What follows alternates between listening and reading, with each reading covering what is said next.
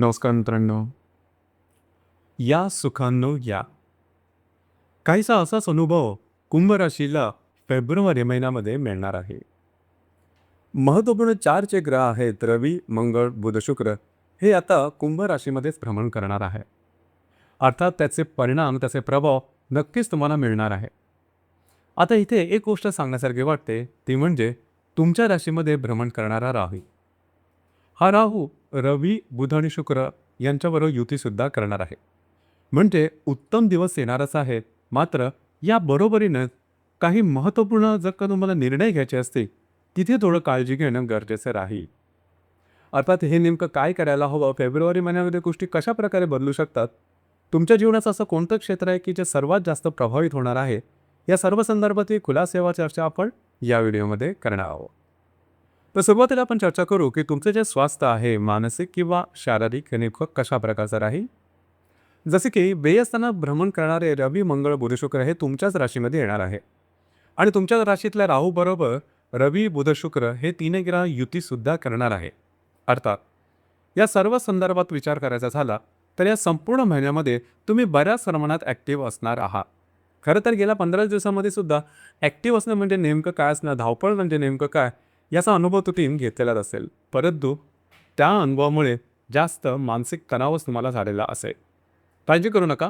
February महिन्यामध्ये फेब्रुवारीच्या जवळजवळ 16-17 तारखेनंतर तुम्ही याहीपेक्षा जास्त कार्यशील असाल किंवा क्रियाशील असाल. परंतु 15-16 तारखेनंतर जो कालावधी आहे हा तुमच्यामध्ये कॉन्फिडन्स, आत्मविश्वास आणि ऊर्जा जबरदस्त भरून देणार आहे. याचं कारण असं असणार आहे की भाग्याची साथ तुम्हाला उत्तम प्रकारे लाभेल. तुम्ही घेतलेले निर्णय अचूक ठरणार आहेत. आणि महत्त्वाची गोष्ट म्हणजे आधी जी काही कामे तुमची अडकलेली होती, पूर्ण होत नव्हती, ती या महिन्याच्या 16-17 तारखेनंतर मार्गी निश्चितच लागणार आहे. त्याच्यामुळे तशी काळजी करू नका. इथे एकच गोष्ट महत्त्वाची आहे की जे सांगावीशी वाटते ती म्हणजे रवी, बुध, शुक्र हे तिन्ही ग्रह फेब्रुवारी महिन्यामध्ये राहूच्या युतीत जाणार आहे. आणि त्याचा परिणाम तुमच्या विचारांवर, तुमच्या भावभावनांवरती होऊ शकेल. तसं पाहिलं तर तुमची जी राशी थोडीशी वृक्ष समजली जातील. म्हणजे भावना तुमच्या राशीमध्ये आहेत असं कुणाला कळतही नाही, वाटतही नाही. परंतु खोल कुठेतरी तुम्हाला याची जाणीव नक्कीच असते. म्हणूनच या महिन्यामध्ये भावना तिथं होऊन किंवा भावनेच्या आरी जाऊन कुठल्याही प्रकारचे निर्णय घेऊ नका. जो साधारण तुमचा प्रॅक्टिकल स्वभाव आहे, म्हणजे एखादी गोष्ट लॉजिकनुसार पाहणं, पडताळून घेणं आणि साधारणतः विज्ञानाच्या दृष्टिकोनातून पाहणं, हा जर का तुम्ही दृष्टिकोन या महिन्यामध्ये ठेवला तर तुमचे निर्णय चुकणार नाहीत. उलटपक्षी बऱ्याचशा गोष्टी तुमच्या हातामध्ये येऊ शकतील. तर ही जी गोष्ट आहे, ही गोष्ट जर का तुम्ही या संपूर्ण महिन्यामध्ये लक्षात ठेवली तर तुमचा हा संपूर्ण जो महिना आहे फेब्रुवारीचा, हा तुमच्याकरता गेम चेंजर होणार आहे. यानंतर आपण चर्चा करू आर्थिक स्थैर्य नेमकं कशा प्रकारचं राहील. गुरु जो तुमचा धनेश आणि लाभेश आहे आणि जो बुध तुमचा पंचमेश आणि अष्टमेश आहे, हा गुरु तुमच्या पंचमात भ्रमण करतोय. जो बुध आहे हा तुमच्याच राशीमध्ये येणार आहे दिनांक 4 तारखेनंतर. राजयोगकारक ग्रह शुक्र हा सुद्धा 5 तारखेनंतर तुमच्याच राशीमध्ये येणार आहे. अर्थातच हा संपूर्ण महिना आर्थिकदृष्ट्या अतिशय उत्तम असणार आहे. जे काय लॉसेस, जे काय पैशाची कमतरता तुम्ही गेल्या 2-3 महिन्यामध्ये अनुभवली असेल, ती या महिन्यामध्ये अजिबात जाणवणार नाही. अडकलेले पैसे मिळणं, नवी गोष्टी तुमच्या समोर येणं आर्थिक बाबतीमध्ये आणि चांगल्या प्रकारे काही आर्थिक लाभ होणं, अशा प्रकारच्या गोष्टी अनुभव तुम्हाला निश्चित येते. काही महत्त्वपूर्ण गुंतवणूकसुद्धा तुमची या महिन्यामध्ये होऊ शकेल. इथे एकच लक्षात घ्या की थोडंसं खर्चावरती नियंत्रण ठेवा आणि चुकीची गुंतवणूक मात्र करू नका. ही गोष्ट महत्त्वपूर्ण राहील. खास करून जर का तुम्ही शेअर मार्केटमध्ये ट्रेड करत असाल तर या महिन्याच्या 6-7 तारखेनंतर तुम्ही जरूर याच्याबद्दल विचार करू शकता. काही गोष्टी चांगलंच तुमच्या समोर येतील. त्यामुळे हा संपूर्ण महिना आर्थिकदृष्ट्या बऱ्याचशा तुमच्या अपेक्षेप्रमाणे जाणार आहे. यानंतर आपण चर्चा करू गृहसौख्याबद्दल. राशीचा जो चतुर्थेश आहे शुक्र हा तुमच्या वेळात भ्रमण करतोय. 5 तारखेनंतर तुमच्याच राशीमध्ये येणार आहे. तर घरातल्या व्यक्तींबरोबर थोडी बहुत जी रस्सीखेच गेल्या 20-22 दिवसापासून चाललेली होती, ती या महिन्यामध्ये बरीचशी नॉर्मल होईल. आणि सगळ्यात महत्त्वाचं म्हणजे तुमच्यातला कॉन्फिडन्स खूप चांगल्या प्रकारे जागा होईल. त्यानंतर लव्ह लाईफ किंवा रिलेशनशिपबद्दल सांगायचं झालं तर राशीच्या पंचमामध्ये गुरु भ्रमण करतोय. सध्या तो वक्री आहे आणि राशीचा जो पंचमेश आहे बुध हा तुमच्या वेळेसाने जो तुमच्याच राशीमध्ये येणार आहे दिनांक 4 तारखेला. तर जर का तुम्ही कोणत्या रिलेशनशिपमध्ये असाल, अतिशय उत्तम अशा प्रकारचा कालावधी असणार आहे.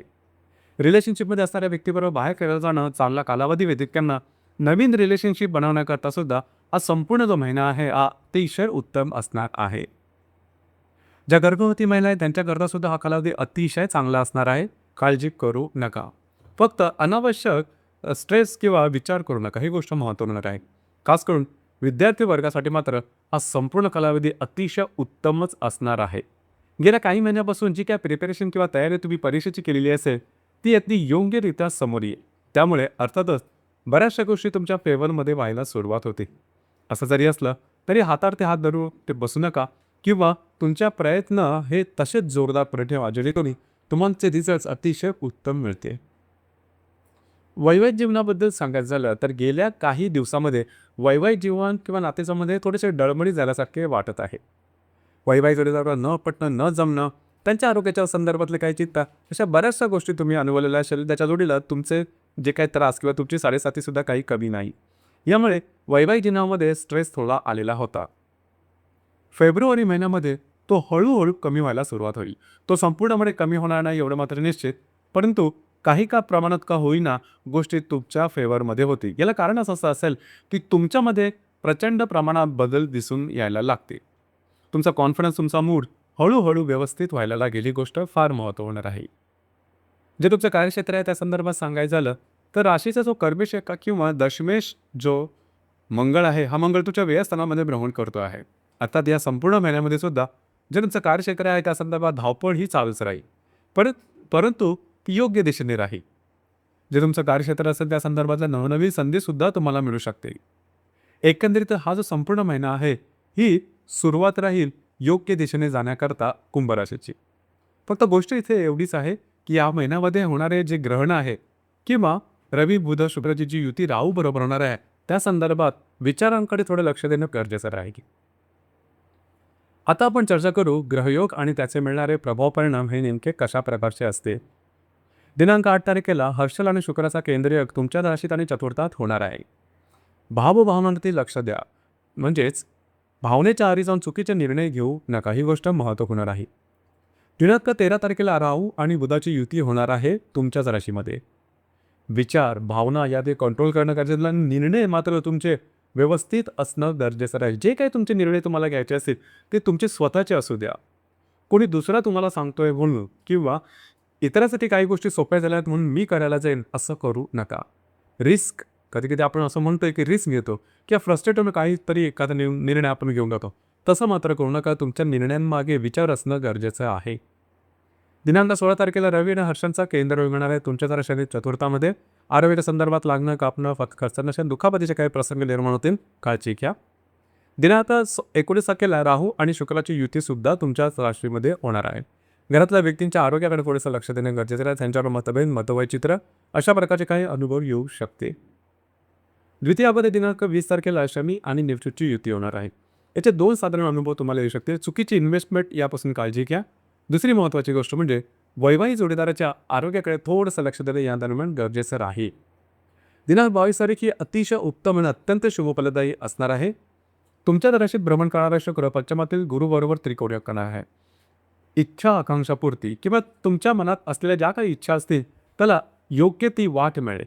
भाग्याची उत्तम साथ लाभेल आणि तुमच्यातली ऊर्जा आणि कॉन्फिडन्स अतिशय चांगल्या प्रकारचा दिसून येईल. या दरम्यान केलेली कामं ही अचूक ठरताना दिसते.